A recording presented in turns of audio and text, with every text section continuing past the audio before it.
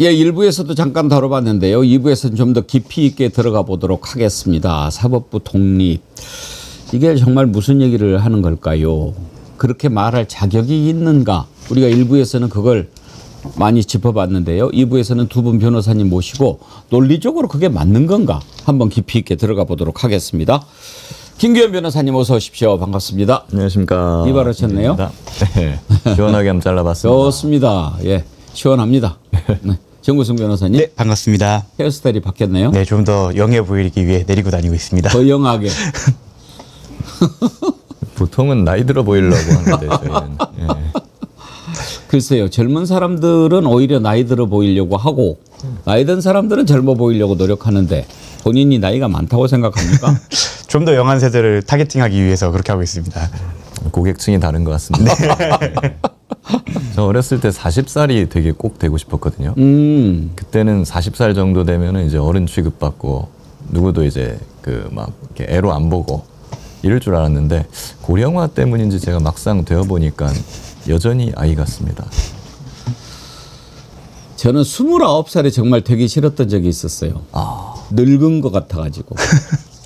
그렇죠. 30대가 가까우면 그 예. 느낌이 다르죠. 29살 너무 징그러워 막 그랬는데 지금은 29살보다 더 먹었어요. 조금 더 드셨죠? 조금 더. 자, 금요일에 조희대가 전국 법원장 회의 열고 본인은 참석을 안 했더라고요. 천대엽 법원행정처장이 참석했던데 뭐 이유가 있을까요? 자기는 너희 급이 아니다. 아하. 나는 대법원장이고 너희는 일반 법원장이니까 그런 거 아니었을까? 저는 그냥 그 정치적 부담을 피하기 위해서 좀 비겁한 행동을 했다라고 생각을 합니다. 전국 법원장 회의인데 뭐 법원행정처장이 이제 뭐 주재는 했겠지만 그래도 대법원장이 한번 나와서 뭐 듣는 척이라도 해야지. 갖고 와봐 이렇게 한데 왜 법원장 회의를 소집했겠습니까? 지금 사법부 개혁을 하려고 하는데 어떻게 해서든지 방어 논리를 만들려고 하는 것 아니겠습니까? 그런데 본인이 참석 안 하면 내 뜻 아니야. 이거 뭐 전국 법원장들 뜻이야. 뭐 이렇게 얘기를 할 수 있을 거라고 생각한지 모르겠지만 저는요. 법원장 회의에 모인 면면들을 보면서 너희들 중에 단 한 명이라도 내란에 대해서 이야기한 놈 있느냐? 그걸 먼저 묻고 싶더라고요. 맞습니다. 그게 지당한 거고요. 조희대 대법원장이 들어와서 제일 먼저 한 것 중에 하나가 원래 전국의 법원장들은 뭐 평판사라든가 뭐 이런 법관들이 회의체에서 추천을 하거나 투표를 통해 가지고 인정을 받는 신망받는 사람들을 법원장으로 보임을 해왔었습니다. 예. 조희대 대법원장 들어와서 제일 먼저 한 게 그거 없애는 겁니다. 그거 없애버리고 자기가 그냥 옛날식으로 대법원장이 그냥 자기 마음에 드는 사람들을 법원장으로 다 앉혀버린 거예요. 그 사람들이 이번에 모여가지고 회의를 한 겁니다. 그렇기 때문에 이것은 당연히 조희대 대법원장이 이뻐하는 그 사람이랑 코드가 맞는 그런 법원장들만 앉혀놓고 그런 법원장들만 모아가지고 회의를 한 겁니다. 결국 어떤 결론이 나겠습니까? 예, 결국 대법원장들이 일선 법원장 자기 말 잘 듣는 사람들 앞세워서 이렇게 그냥 마치 그 사람들로 하여금 시위대를 이제 전면에 내세워서 하는 그런 모양새를 지금 만들어낸 건데 굉장히 부적절하다고 볼 수 있죠. 비겁하기도 하죠. 사실은 자기가 수장으로서 전면에 나서서 어떠한 진행을 하고 거기에 대한 비판은 오로지 본인이 받아야 되는데 그게 부담스러우니까 말씀하신 대로 자기와 코드가 맞는 다수의 인사들로 해서 마치 이게 여론인 것처럼 한 다음에 자기는 비난의 화살을 피해가기 위하고 그 부담을 좀 덜기 위한 그런 정치적 행위라고 보입니다. 일단요. 자, 사법부 개혁에 대해서 법원장 회의 끝나고 나서 나온 첫 번째가 사법부가 참여해야 된다. 그런 것이 1번 발언이었습니다. 여기에 대해서 어떻게 생각하십니까? 김규현 변호사님. 네, 의견은 제시할 수 있고 뭐 그렇게 의견을 제시하는 것은 바람직하다고 생각합니다. 그러나 사법부가 참여해야 한다? 예를 들면 사법개혁이라는 것은 지금 논의되는 건 다 입법사항입니다. 법률을 만드는 과정이거든요. 거기에 사법부가 참여해야만 한다라고 주장하는 것은 그거야말로 삼권 분립을 흔드는 대단히 위헌적이고 부적절한 발상인 겁니다. 아니 언제 자기들이 하는 재판에 국회가 야 우리도 의견 개진 좀 하자. 우리도 너희들 재판하는데 참여 좀 하자. 판결문 쓰는데 이런 적 있습니까? 만약에 그렇게 얘기하면 난리가 날 겁니다, 아마. 그런 얘기를 거꾸로 법을 만드는데 사법부가 우리가 참여 좀 하자라는 거의 그런 급의 소리를 똑같이 하고 있는 거예요. 이건 진짜 부끄러운 겁니다. 저도 일견 동의하는 게 의견을 들어서 형식적 공정성을 갖추는 건 매우 중요하고 역사적으로도 그들이 어떤 주장을 해서 이 개혁을 막으려고 했는지를 낱낱이 박제를 해놔야 됩니다. 그래야 이게 시간이 10년, 20년 길게 지났을 때 과거에 조희대를 비롯한 사법부의 일원들이 이러한 주장을 하면서 자신들의 기득권을 지키려고 했다라는 게 영원히 남겠죠. 그렇게 하기 위해서도 필요하고 저는 말씀드린 대로 이거를 그대로 사법부에 돌려드리고 싶습니다. 입법부의 독립을 침해하고 있다. 입법부의 권한을 이제 사법부가 개입하고 있다라고 평가할 수 있는 거죠. 입법은 국민들이 뽑은 대표에 의해서 이루어지는 거고 행정 같은 경우도 국민들이 뽑은 대통령에 의해서 이루어집니다. 입법부가 사실은 가장 정통성이 약하죠. 왜냐하면 주권자가 뽑지 않았기 때문에. 그럼에도 불구하고 사법부가 한 부의 일원으로서 존중을 받는 건 입법부가 만든 법을 집행하기 때문입니다. 근데 그 법에 관여를 하겠다? 우리가 선출하지도 않은 권력이 이거야말로 삼권 독립의 기본과 헌법 정신을 해치는 거고 입법부의 권한에 도전하는 거죠. 지금 사법 개혁이죠. 여러 가지가 있죠. 대법관 증원, 법관 평가, 뭐 지금 내란 특별재판부는 그 개혁에 들어가는 것도 아닙니다. 그건 특검의 별도 지금 사안인데 일단 대법관 수를 늘린다 하는 것이 가장 큰 쟁점이죠. 그렇습니다. 예. 현재로서는 그렇습니다. 근데 대법관 수를 늘리면은 안 된다는 게 지금 대법원 입장 아닙니까? 그렇습니다. 자기들 말로는 맨날 판사 부족해서 난리친다라고 징징대지 않나요? 대법원이 한 해 처리하는 사건이 거의 한 6, 7만 건 정도 된다고 합니다. 근데 잠깐만요. 제가 중간에 갑자기 두 분 변호사시잖아요. 네. 대법원 비판해도 괜찮습니까? 먹고 사는데? 좀 걱정이 되긴 합니다. 저는 이미 버린 몸이어서. 네. 그래서 저 같은 사람이 그냥 계속 얘기를 해주는 게 좋습니다. 네. 두 분의 정의감을 믿고 그러면 제가 말씀 계속하겠습니다. 예. 예, 일단은 대법원이 거의 10만 건 가까운 사건을 한 해 처리를 해요. 근데 대법관이 지금 실질적으로 12명이거든요. 12명이서 그럼 거의 1인당 1만 건에 가까운 사건을 보는 것인데 그게 물리적으로 되겠습니까? 그러니까 기록도 안 보고 그냥 다 쳐낸다. 이런 말이 나오는 거거든요. 그런 거를 실질화하기 위해서라도 당연히 대법관은 증언하는 것이 맞죠. 그것뿐만 아니라 1심, 2심도 지금 보면은 막 판결이 나오기까지 뭐 1년은 물론이고 막 3, 4년씩 걸리는 사건들도 지금 허다하게 발생을 해요. 그럼 맨날 자기들 죽겠다고 얘기를 합니다. 늘려주겠다는데. 근데 그건 또 싫대요. 왜? 희귀성. 내가 권력을 다 쥐고 있어야 되는 거니까. 그거는 말이 안 되는 발상인 거죠. 주권자 입장에서는 저렇게 재판이 지연되고 있으면은 법관 숫자를 적정하게 늘려가지고 국민들이 빨리 재판을 제대로 받을 수 있도록 해주는 것이 당연한 거고 그 권한을 혼자 움켜쥐고 있겠다. 그러면서 버티고 있는 그런 법관들 말은 들을 필요가 없습니다. 제가 들은 얘기인데 김기현 변호사님 혹시 이거 사실일 수 있는지 한번 여쭤볼게요. 이제 전관예우라고 있지 않습니까?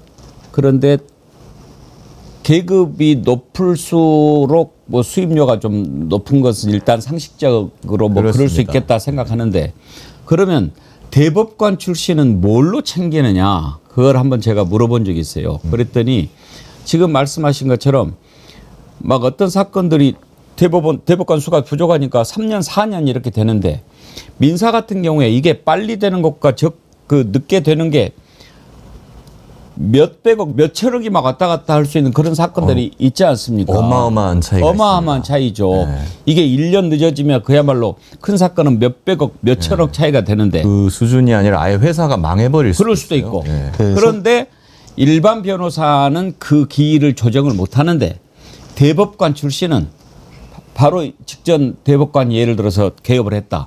그러면 이거를 대법원에 이야기해가지고 이거 조금 빨리 해주면 안 될까? 이렇게 해서 엄청 땡기고 그런다고 제가 한번 들었는데 그런 일이 있을 수 있나요? 그게 어떻게 보면 전형적인 요즘의 전관예우라고 볼 수 있을 것 같습니다. 옛날의 전관예우는 영화에 나오는 거, 예를 들어 무죄를 유죄로 만들고 유죄를 무죄로 만들고 이런 것들, 그런 게 이제 전형적인 영화의 전관예우인데 그건 좀 너무 심각하잖아요. 그래서 그런 거는 요즘에는 좀 많이 없어졌습니다. 그 정도는 안 되고. 물론 뭐 어디 있을 수도 있지만 굉장히 조심스러워해요. 그런 얘기 꺼내기. 다만 말씀하신 것처럼 절차를 빨리 해달라. 그러면 내가 뭐 유무죄를 바꿔달라는 거 아니지 않냐. 그냥 이거 어차피 우리가 이기는 거니까 빨리만 좀 해달라. 네.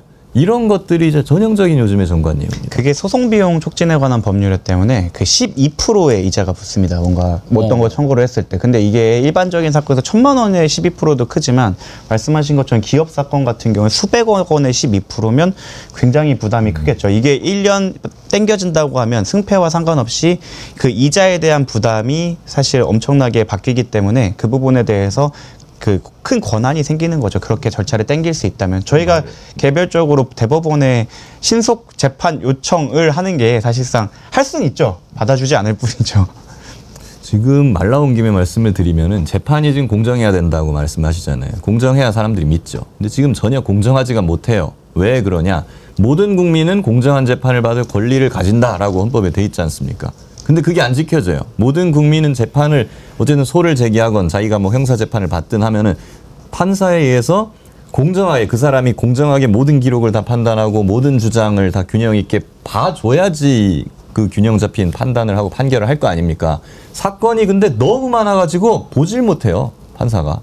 보질 못하고 그냥 대충 내용 충분히 검토도 못하고 그냥 판결을 해버리는 거거든요. 그건 전혀 공정하지 못하죠. 그런 상황에서 대부분의 사건이 불공정하게 처리가 되는데 전관을 쓰면 꼼꼼하게 봐주세요. 이게 되는 거예요. 그게 그러니까 모든 주장을 판사가 그 사건만 봐줍니다.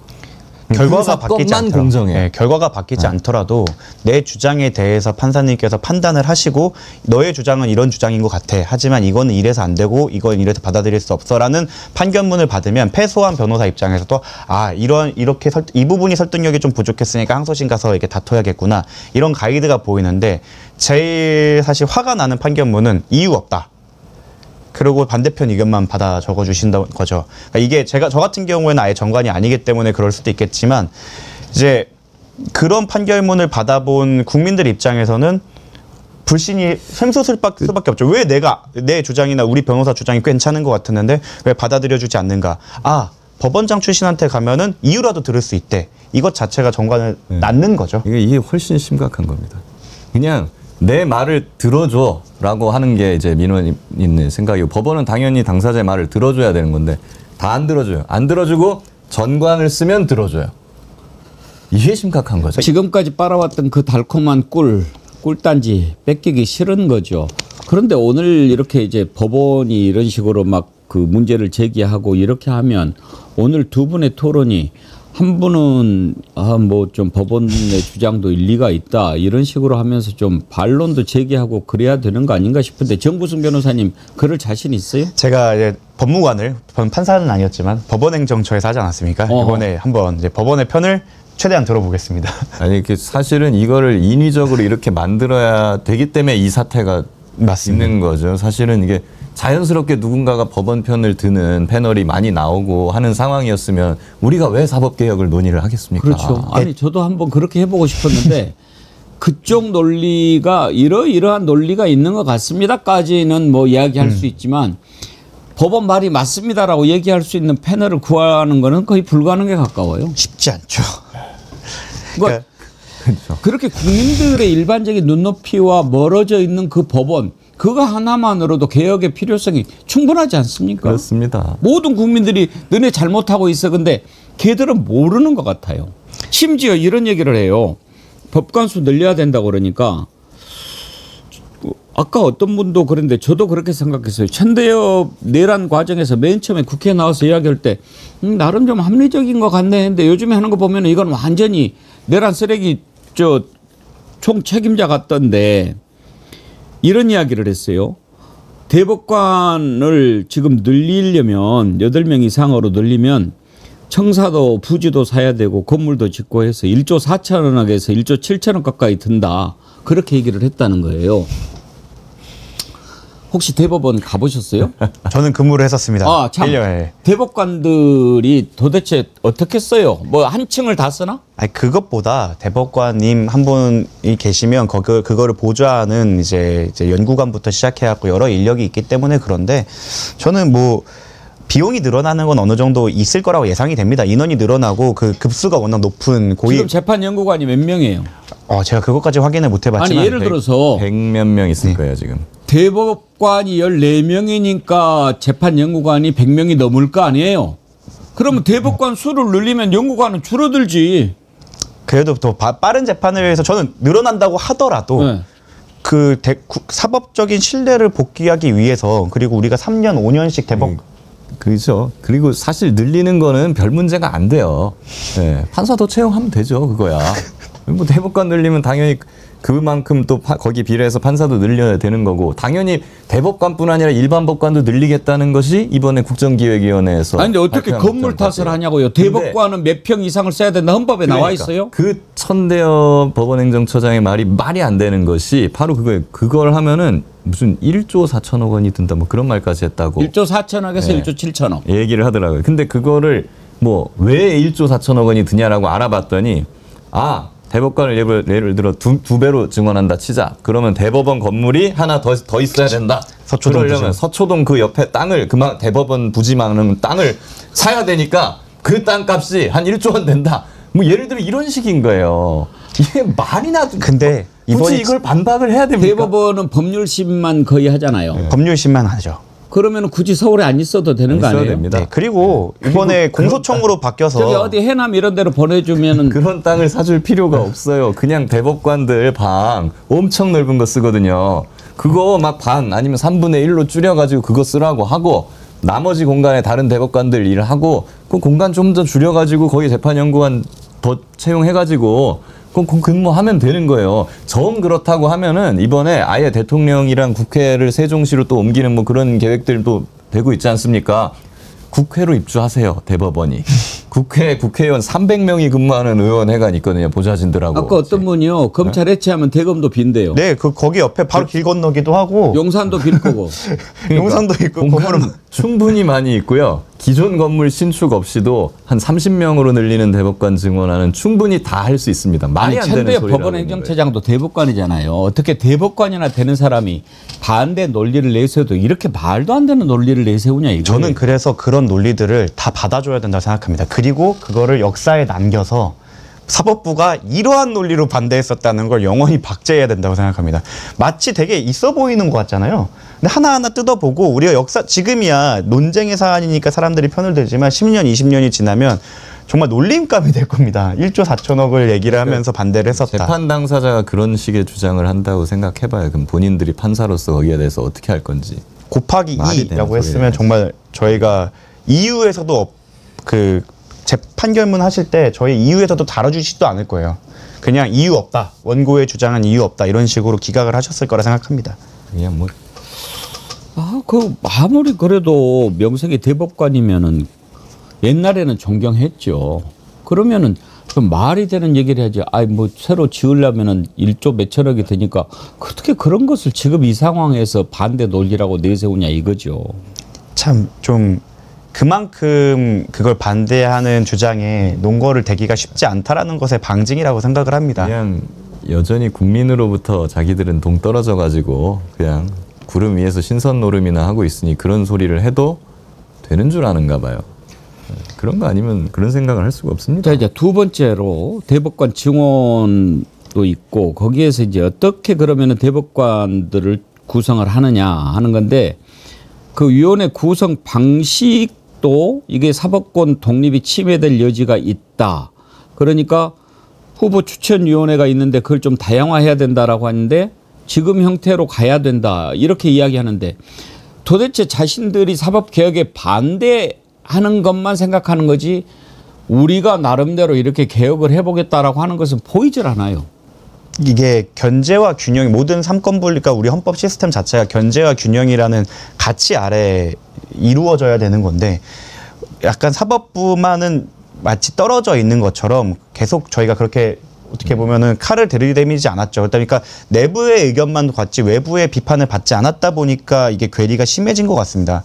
근데 제가 방금도 말씀드렸다시피 입법부나 행정부 같은 경우에는 국민이 직접 선출을 하기 때문에 민주적 정당성이 있어요. 근데 사법부 같은 경우는 민주적 정당성이 없는데 그것을 해소하는 방법이 그것을 이제 그 국민의 대표가 만든 법을 집행하기 때문이기도 하고 이러한 선출 과정이 이쪽 선출 과정에 그런 국민 주권이 들어가 있어야 된다.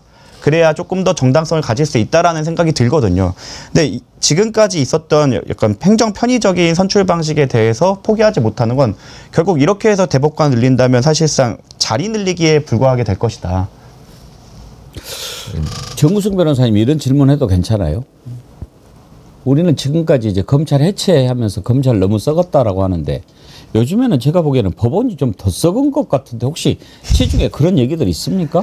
근데 사실은 그 이번에 대법원이 정치 개입을 하기 전까지는 저 같은 경우에도 사법부의 판결을 존중한다. 다만으로 나왔고 나는 법조인으로서 이렇게 판결에 대해서 해석한다라고 조금 선을 지키면서 말씀을 드렸는데 지난번 그 대선 직전에 개입한 것부터 시작해서 마치 검찰이 문재인 정부 이후에 하나의 플레이어가 돼서 정치 세력화하는 것처럼 움직이고 있기 때문에 이 부분에 대해서는 제가 변호사고 제가 불이익을 입을 수도 있겠지만 이건 비판을 해야 된다고 생각을 합니다. 지금 게다가 입법부의 권한을 사법부가 한 명의 플레이어로서 비판을 하거나 참여하게 하겠다고 했잖아요. 선을 넘은 거는 사법부가 먼저라고 생각합니다. 근데 일반 재판에서 썩었다 이렇게 표현하기엔 제가 현직 변호사라서 그런지 좀 그 말씀드리기는 어렵지만 이 부분 사법개혁 관련해서 부분에서는 적어도 사법부가 한 명의 플레이어로서 나선 이상 그에 맞는 비판과 견제는 받아야 된다고 생각을 합니다. 제가 검사 출신이잖아요. 그래서 사실은 이 부분에 대해서는 좀 조심스럽기는 해요. 검찰 편든다 그럴까 봐. 예. 근데 저는 원래부터 검사 때부터 그걸 느껴왔어요. 법원이 네. 더 썩었다. 왜냐하면 검찰은 보통 수사나 이런 걸 하기 때문에 국민들 앞에 잘 보여요. 예. 그러니까 폐악질을 부리는 게 검찰의 폐악질은 잘 보입니다. 예. 근데 법원의 폐악질은 교묘하게 뒤에서 이루어져서 국민들이 이걸 느끼기가 어려워요. 근데 이게 이번에 한번 전면에 나온 게 바로 조이대의 그 사법 쿠데타 이재명 대표 재판을 9일 만에 파기환송하는 이런 걸로 나타난 거거든요. 그렇기 때문에 검찰은 당연히 해체되어야 하는 게 맞는데 검찰을 어떤 분이 이제 이무기라고 비유를 합니다. 예. 근데 저는 검찰 이무기 맞는데 이 이무기를 치워버리면 그 뒤에서 혼자 숨어서 모든 것을 다 이제 하고 있던 흑막 진짜 용이 나올 거다 이런 얘기를 드리는 거예요. 법원은 용이에요 아예. 예. 그리고 계속 사법부가 독립을 주장하고 독립을 가치처럼 말씀을 해주시는데 그 과거에 독립을 주장하던 인사상 독립, 재정적 독립을 주장하던 준사법기관이라고 본인들이 주장하던 단체가 검찰입니다. 그리고 우리가 외부의 감시 그리고 견제와 균형 없이 그 준사법 조직을 놔뒀을 때 어떤 괴물이 되는지를 봤죠. 그러니까 자성의 움직임이 없으면 외부에서 칼날이 들어갈 수밖에 없는 거고 지금까지 검찰보다 견제와 균형에서 벗어나 있던 게 사법부임을 생각을 하면 이 부분에 대해서는 국민들이 다 같이 문제의식을 공유할 거라고 생각을 합니다. 속된 말로 옛날에 그런 얘기 있었는데 혹시 들어보셨나요? 김기현 변호사님 아실 것 같은데 검사는 뭘로 조지고 판사는 뭘로 조지고 막 이런 말이 있었죠. 네. 뭐죠? 그게 아마 육조지. 경찰도 있었던 것 같아요. 네. 아무튼 검찰은 뭐 이제 뭐 불러서 조지고 뭐 법원은 이제 말려 죽이고 미뤄서 말려 죽이고 뭐 이런 용어가 있었죠. 검사는 불러서 조지고 판사는 미뤄서 조진다. 네. 그러니까 판결을 안 하고 계속 이렇게 미루면서 혼을 내준다는 거죠. 그렇죠. 답을 안 하고 만나주지도 않고. 근데 이게 지금 현실적으로 봤을 때 제가 실무로 뛰는 변호사로 입장에선 서울중앙지법의 제 사건 중 하나는 거의 1년 가까이가 돼서 재판이 처음 잡혔어요. 그동안 아까 말씀하신 대로 12%의 이자는 계속 붙었고요. 그분의 회사는 너무 명백한 사안임에 불구하고 그 돈에 대한 확정을 받지 못해서 뭐 나아갈 수가 없었습니다. 상대방의 재산이 있는지를 알아야 가압류라도 걸죠. 그러고 나서 1년이 지나고 저희가 할 수 있는 가압류는 미리 다 했지만 1년이 지나서 재판이 열리고 거기서 막 사실조회도 이걸 돌려봤는데 이미 상대방 피고는 껍데기만 남기고 회사 더 많이 도망간 경우도 있었고요. 그 6조지 중에 뭐 법원의 미뤄주기가 이루어진 전형적인 사례였죠. 이런 부분에 대해서도 사실은 개혁이 조금 이루어져야 되는데 사실 개혁에 대한 주장이 너무 정치적인 부분에만 집중되어 있어서 저는 좀 그 부분이 아쉽습니다. 사실 진정한 법원 개혁, 사법 개혁이 이루어지려면 제가 제안드리는 바는 모든 판결문의 공개 그리고 그게 아카이빙이 되어야 합니다. 그래야 이 판사는 왜 이유를 안 쓰지? 지금 그렇게 안 하고 있어요? 네. 판례집이라는 게 있지 않습니까? 대법원 판결문 정도만 전면 공개고요. 1심, 2심 판결문은 선택적으로 공개를 하고 있습니다. 그렇습니까? 예. 그래서 일부 변호사들은 그 변호사들이 이용하는 판례 검색 시스템에서 걸리지 않는 판례를 찾기 위해서 판사 친구나 연구관 친구들한테 야 코트넷에서 검색 한번 해주면 안 돼? 이렇게 하는 게 그게 다 역사인데. 네, 그렇게 하는 게 인맥이고 능력으로 보일 정도로 지금 데이터가 분리가 돼 있는 거죠. 그러니까 판사들이 두려워하지 않는 거예요. 그 자기가 판결했던 내용이 역사에 남고 얘는 왜 이렇게 판결문이 짧아? 변호인은 주장을 이만큼 했는데 왜 여기에 대한 판단을 안 하고 그냥 넘어갔지? 이거가 계속 역사처럼 남고 꼬리표처럼 이 사람이 도장 찍었던 게 남아야 되는데 미국 같은 데는 아예 판결문뿐만 아니라 재판 기록까지 다 공개를 합니다. 네. 그래야 이번에는 개혁안에 그게 안 들어가 있어요? 그러니까 저는 그 논쟁의 핵심이 이것이 돼야 된다고 생각합니다. 국정과제에 들어가 있습니다. 국정과제에? 네, 판결문 그건 잘 사면 파악하셨네. 공개는 들어가 있습니다. 아니 대법원 판례야 이제 재판을 기소하니까 그거야 당연히 보관돼야 되겠지만 1심, 2심 이런 것들도 다 있어야 국민들이 제대로 재판을 했는지 안 했는지 알 거 아닙니까? 당연하죠. 이거를 지금은 전면 공개가 안 되기 때문에 변호사 단톡방 같은 데서 뉴스에 나온 뭐 판례가 있으면 이거 혹시 법원 번호 아시는 분 검색이 안 됩니다. 그래서 서로 그걸 공유하고 있는 실정이에요. 기자들의 모든 기사는 다 기록이 남습니다. 그렇죠. 그리고 수습 기자가 쓴 것도. 심지어는 법원에서 1, 2심 판결문을 공개를 하더라도 전부 다 그걸 익명화를 해버립니다. 개인정보 보호를 이유로 해가지고. 그럼 사람을 A, B, C, D, E 하면 좀 복잡한 사건은 막 이제 Z를 넘어가가지고 막 A, B 이렇게 가요. 그럼 완전 누더기로 만들어 버려갖고 날짜까지도 막 이거 다 가려버리는 경우가 있어서 알 수가 없어요. 읽어봐도. 그런 식으로 익명 뒤에 숨는 거를 막아야 됩니다. 제가 계속 말씀드리지만 내란 재판도 공개해서 녹화하고 역사적 평가를 받아야 된다. 그리고 지금 사법개혁에 저항하는 논리를 제시하는 그들의 논리와 근거도 역사에 남겨야 된다는 것처럼 재판 역시 가능하다면 모든 것을 공개를 해서 남겨야 되고 저는 개인적으로 대한민국이 이 정도 발전했으면 영상도 웬만하면 남겨야 된다고 생각합니다. 저희끼리 이제 변협에서 주관하는 내용 보면 가끔 판사님들이 재판 진행에 있어서도 굉장히 부당하게 진행하는 경우도 꽤 있거든요. 근데 만약 이게 라이브로 공개가 되고 있다라고 하면 과연 그렇게 하실 수 있을까요? 과연 법과 원칙을 어긋나서 할 수 있을까요? 그리고 반대로 그거는 오히려 사법 수요자들한테도 좋은 게 저 변호사는 재판 가서 잘 싸우네. 저 변호사는 말을 되게 잘하네. 저 변호사는 그 논리적으로 잘 구성하네. 이렇게까지도 긍정적인 효과가 있을 겁니다. 그렇게 되면 전관이기 때문에 저 사람은 별 주장을 하지 않았는데도 결론이 바뀌어서 나오네. 이러한 의혹이 없어지겠죠.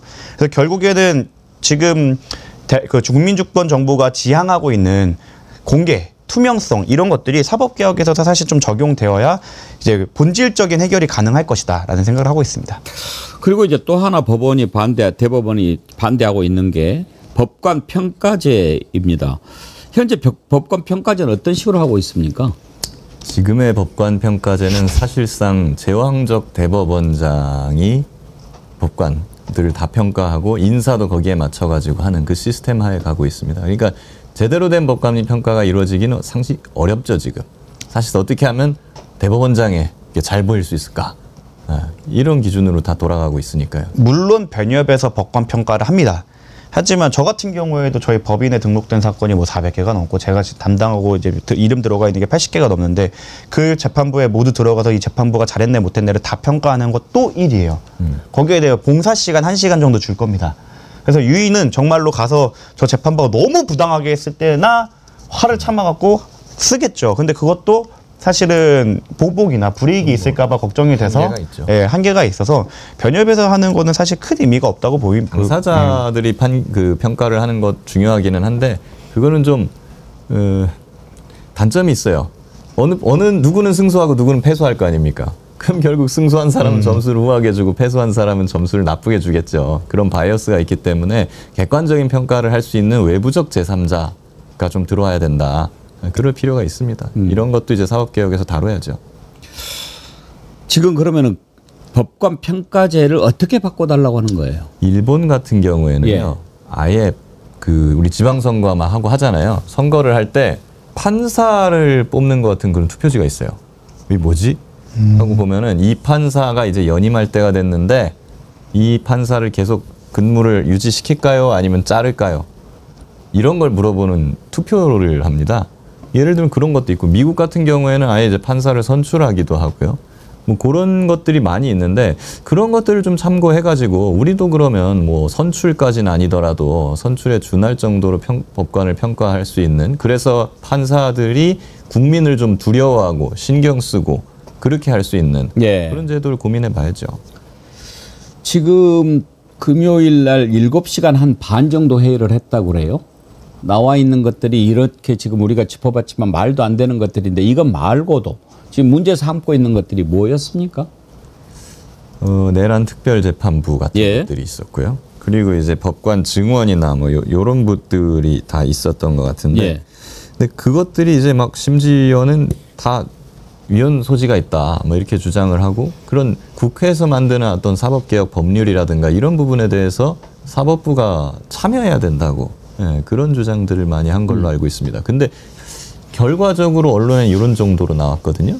근데 그러면 고작 이 얘기하려고 7시간 반. 7시간 반을 회의를 한 거야? 도대체 뭘 한 거야?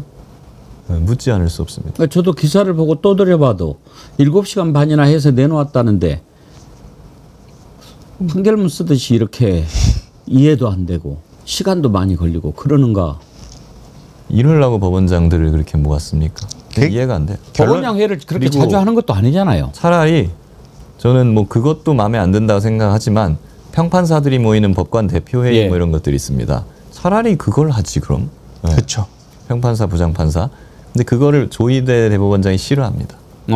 왜냐하면 딴 얘기 나올까 봐. 딴 얘기 나올까. 법원장이야 뭐 자기가 자기 말 잘 듣는 그런 사람들을 통하는 사람들을 인사권을 가지고 있죠. 임명해 놨겠지만은 평판사들이 그냥 막 와가지고 막 이런저런 얘기 막 하기 시작하면은 거기서 심지어 그래 대법관 우리도 늘립시다 이런 얘기 나올 수도 있는 분명히 거거든요. 나오겠죠. 예. 혹시 이번에 법원장 회의 끝나고 나서 법원 내 게시판에 평판사들의 뭐 이런 입장 같은 거 올라온 거 있습니까? 법원에는 참 제가 분위기가 많이 알기가 다릅니다. 어려서, 검사들과는 분위기가 달라서 그렇게 막 그 글을 법관은 입이 없나요?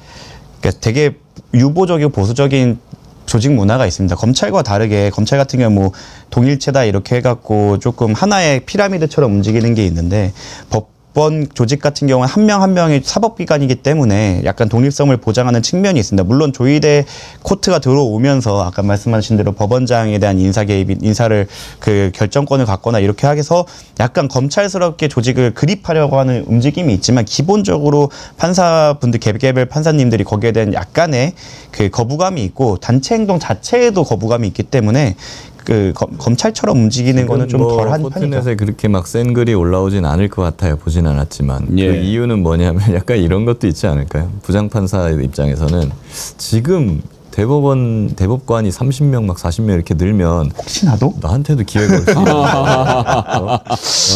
괜히 지금 섣부르게 말을 해가지고 예, 하는 예. 거보다 그거 반복 잡히죠. 이거 지금은 저기 떨어지는 낙엽도 조심해야 된다. 그래야 이런 중립적인 인사로 평가받아서 나중에 배제 안 당하니까. 그렇죠. 그러니까 이 말도 안 되는 얘기를 가지고 반박을 하니까 너 말도 안 되는 얘기를 왜 이렇게 했냐라고 우리가 또 반박해야 된다는 게 상당히 힘든 일이네요. 그렇죠. 그쪽이 뭔가 좀 논리적으로 그럴듯하면 예전에 모 씨가 그런 말 한 적 있잖아요. 말을 해도 알아먹지를 못하니까 이거 뭐 상대를 할 수가 없다 이거. 근데 그 주체가 어떻게 보면은 대한민국의 지성의 뭐 가장 꼭대기에 있다고 평가받았던 법관분들이 하시는 주장이 아까 말씀했던 뭐 1조 4천억이다. 그러니까. 그런 얘기를 하니까 그게 너무 실망스러운 거죠. 우리나라 엘리트의 꼭 정점에 있던 분이고 지성의 정점에 있다고 생각되는 분들인데 그 대법관 대법관이 국회의원회관을 한번 와봤으면 좋겠어요. 예. 지금 국민으로부터 직접 권력을 위임받은 선출돼서 권력을 위임받은 민주적 정당성이 가장 강한 공직자가 국회의원이잖아요. 그 국회의원들이 얼마만한 방에서 몇 명이랑 그걸 보좌하는 통화를 보좌진들은 얼마만한 책상을 가지고 일을 하는지 와서 한번 직접 보시라. 예. 그리고 대법원으로 돌아가서 자기 책상이랑 방을 가보면 좀 느끼는 게 많으실 거다. 그거 한번 공개를 한번 해봤으면 좋겠는데. 저는 거기 있었는데 할 말이 많지만 하지 않겠습니다. 네, 양쪽 다 가보셨죠, 정구 네. 씨는. 법원이 낫습니다. 제가 볼 때. 훨씬 낫죠. 훨씬 많이 그리고 낫습니다. 대법원장을 만나러 들어가는 게 대법원에 대통령 만나러 들어가는 것보다 더 빡세다는 얘기가 있어요. 네. 그 밑에서부터 막 경호원이 따라붙으면서 뭐 어디 통과 중한다, 엘리베이터 지금 탄다, 뭐 한다 하면서 막 심지어 사람을 얼마나 이렇게 데리고 배타적이냐면 들어가는데 저는 막, 법무관으로서 법무부 소속 그 공익법무관으로서 법원행정처에 파견 나온 형식이었는데 그런 공무원증이 이제 행정부 공무원증이 나오지 않습니까? 저는 1년간 그 임지에서 법원행정처에서 일을 해야 되는데 너는 사법부 소속의 공무원이 아니기 때문에 사법부 공무원증을 발급해 줄 수가 없고 출입증을 받으라고 하더라고요. 1년 동안 출근을 해야 되는데 그러니까 매번 저는 공무원증을 드리면 법원 공무원증 아니네?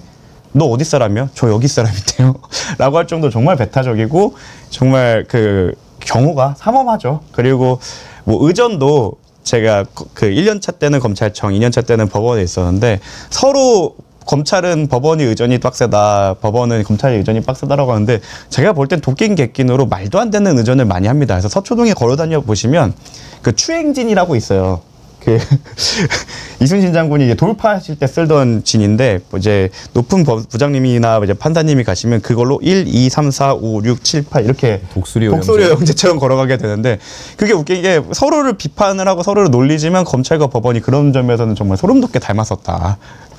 그리고 엘리베이터 탈 때 예절 이런 것부터 시작해서 생각을 하면 이 부분에 대해서는 좀 국민 눈높이에 맞게 내려올 때가 되지 않았나 싶습니다. 그러니까 그런 식으로 자기들이 살다가 이제 그런 것을 빼앗길 것 같으니까 이 난리를 치는 것 그거 외에 뭐가 있겠습니까? 없습니다. 전혀 없습니다. 12.3 비상계엄 때 대법원이 뭐 입 하나 뻥끗했습니까? 그거 바로 그겁니다. 말도 안 되는 소리. 서부지법 침탈할 때 조희대가 한마디라도 했습니까?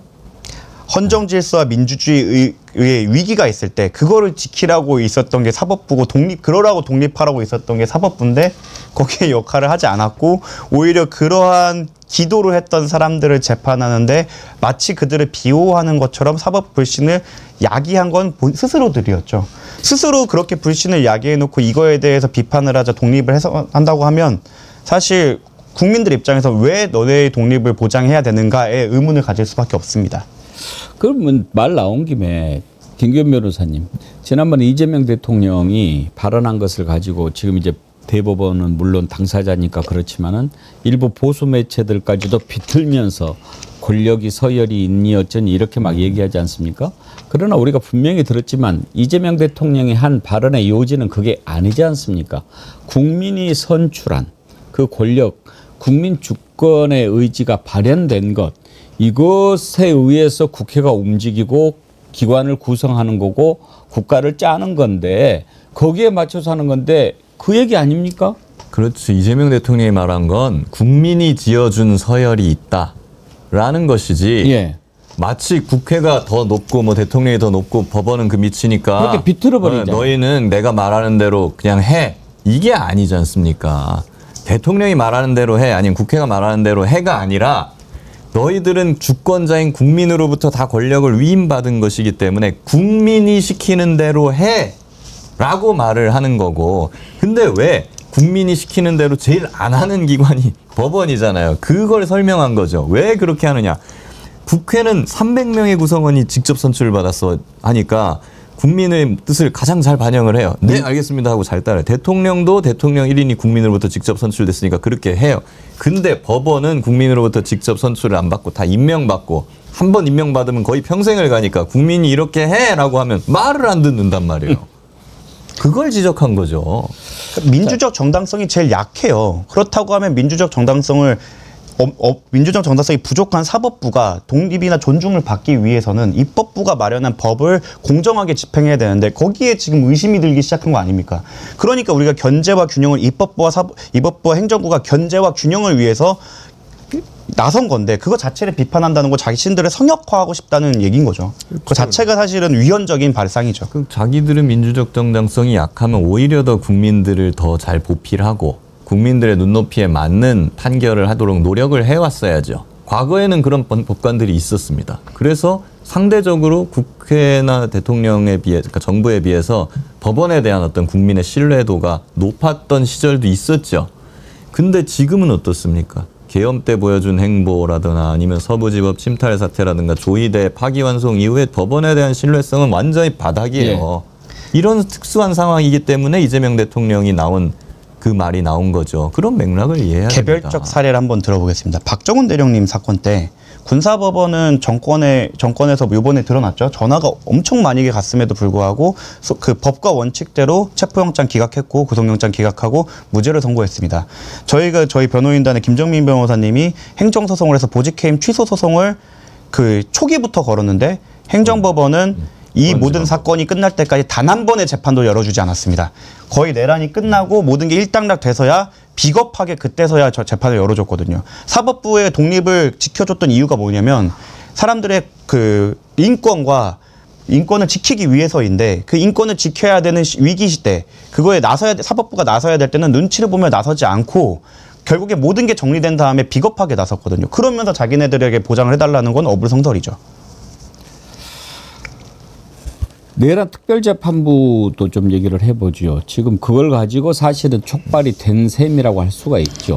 그런데 지금 민주당에서 얘기하는 것은 특별이라고 붙여서 마치 이걸 막 어떻게 뭐 판사도 아닌 사람들이 들어가서 재판하고 뭐 이러는 것처럼 막 하는데 그게 아니고 전담을 하자는 거 아닙니까? 그런데 지금 전담 재판부가 없는 것도 아니라면서요. 많이 있죠. 아니, 중앙지법 같은 경우에는 거의 모든 재판부가 전담 재판부입니다. 예. 뭐 어디는 성폭력 전담, 어디는 뭐 무슨 재산범죄 전담, 어디는 부패범죄 전담, 소액 전담 네, 이런 식으로 있죠. 전담들이 다 있어서 거기에다가 그런 것처럼 내란 전담 재판부를 설치를 한다. 예. 예, 그렇게 해가지고 그 사건만 하게 한다. 지금 지기현 재판부는 내란만 하지 않아요. 예. 다른 사건도 막 재판을 하고 있어요. 그러면서 이제 이 내란 재판부가 우린 딴 것도 해야 되니까 빨리 할 수가 없어. 이런 핑계를 대고 있는 거거든요. 그런 핑계 못 대게. 내란 너네는 이 재판부에서 요 사건만 재판해. 그렇게 빨리 해. 라고 하는 걸 만들겠다는 거예요. 그거를 국회에서 얘기하기 전에 법원이 오히려 이거 빨리 해야 되니까 이거 전담 재판부로 만들어서 하자. 그렇게 얘기가 나와야 정상 아닙니까? 실제로 세월호 사건 때는 법원이 나서서 그런 제안을 했었죠. 그래놓고 이제 와서는 위헌이라는 주장을 하고 있으니까 문제인 거고 사실 맞는 말씀입니다. 박근혜 재판 때는 주3회 주4회 그리고 국민적 관심이 있고 국민의 권익에 큰 영향을 미치는 재판이기 때문에 신속하게 하기 위해서 법원이 먼저 나섰어야 되는 거고 그거를 민주당도 저는 기다렸을 거라 생각을 합니다. 그런데 그 재판장이 그 룸사롱부터 여러 가지 의혹이 있었고 근데 거기에 대해서 그렇다고 법원이 시원하게 뭐 해소를 했거나 거기에 대한 적절한 조치를 하지도 않고 그냥 시간만 죽이고 있고 게다가 공개도 하지 않고 뭐 그러고 있기 때문에 그러한 반작용으로 나온 건데 게다가 그 반작용으로 나온 대안이 위헌적이기도 제가 볼 때는 위헌적이라고 보기도 어려운데 이것을 마치 위헌적이다 독립성을 침해한다고 나서는 것 자체가 사실은 설득력도 떨어질 뿐만 아니라 그냥 자신들의 기득권을 소화하기 위한 방안으로밖에 보이지 않는 거죠. 이제는 특별재판부라는 표현보다는 전담재판부 이걸 쓰는 것이 더 정확할 것 같습니다. 지금 내란 전담재판부뿐만 아니라 오늘 아침에 전현희 최고위원이 내란 전담재판부 설치뿐만 아니라 김건희 최혜병 특검 등이 수사하는 국정농단 전담재판부 설치도 시급하다. 앞으로 우리 특위에서 국정농단 전담재판부 설치에 대해서 당내 의견을 모아서 적극 추진하겠다라고 했는데 사실 이런 부분들은 좀 진작에 법원이 이건 사안의 중대성을 감안해서 전담재판부를 설치하겠다라면 지기현이 같은 자가 안 나올 거 아닙니까? 당연하죠. 그리고 사실 그런 거는 당연히 전담재판부를 두는 게 맞습니다. 왜? 그냥 사건 사이즈만 놓고 봐도 이건 일반적인 사건이 아니에요. 어떻게 이런 거 하면서 다른 걸 같이 할 수 있습니까? 당연히 안 되죠. 사안의 중요성을 봐도 그렇고 그 사건의 어떤 사건 기록의 양이라든가 증인의 숫자만 보더라도 이거는 다른 사건보다 거의 몇십 배, 몇백 배 사이즈가 큰 사건이어서 이 사건 하나만 전담으로 하더라도 다른 일반적인 사건 몇백 개를 하는 그런 효과가 있는 사건들이거든요. 그렇기 때문에 당연히 법원이 나서서 이런 건 전담 재판부를 만들어 주는 게 맞는 겁니다. 그러니까 저는 이 부분에 대해서는 사법부도 비판받아 마땅하지만 민주당도 좀 아니랬다고 생각을 합니다. 이거는 특검법이 도입이 될 때 그때 국민적 염원이 있었을 때부터 그럴 때 같이 진행이 됐어야 수사의 진행에서도 영장이 저는 제가 생각했을 때는 일반적인 기준과는 좀 다르게 적용돼 갖고 기각된 사례가 꽤 있다고 생각을 하거든요.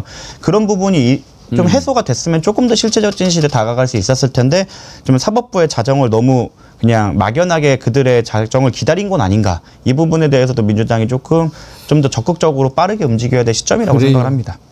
참 그런 점은 좀 생각해 보면 아쉽습니다. 끝으로 이제 추미애 법사위원장이 조의대 물러나는 게 맞다라고 얘기를 해서 민주당이 대법원과 전면전 나섰다라고 했는데 오늘 아침에 강유정 대통령실 대변인이 공감한다라고 하면서 이제 대통령실도 조희대 대법원장 사퇴가 대통령의 뜻이다 하는 것을 밝힌 셈이 됐습니다.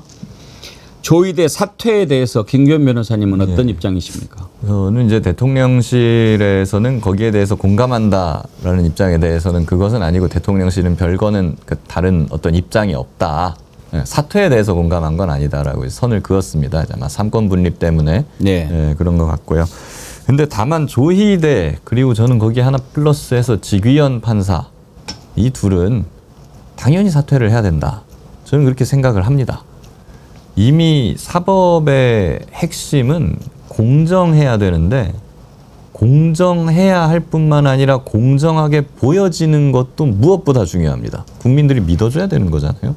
그런 관점에서 봤을 때 유력 대선 후보의 재판을 9일 만에 파기환송한 조희대, 12.3 비상계엄에서 국가가 침탈당할 때 헌법이 무너질 때 한마디도 안 한 조희대, 서부지법이 침탈당해서 다 박살나고 있을 때 한마디도 안 한 조희대, 그리고 기상천외한 계산법으로 내란 수계를 풀어준 직위원, 그리고 빠른 재판도 하지 않고 이걸 질질 끌면서 지금 언제 할지도 모르겠는, 그리고 석연치 않은 그런 이유로 계속 재판을 비공개하는 그런 직위원 판사, 이런 사람들은 이미 공정하지도 않은 것 같고 공정하게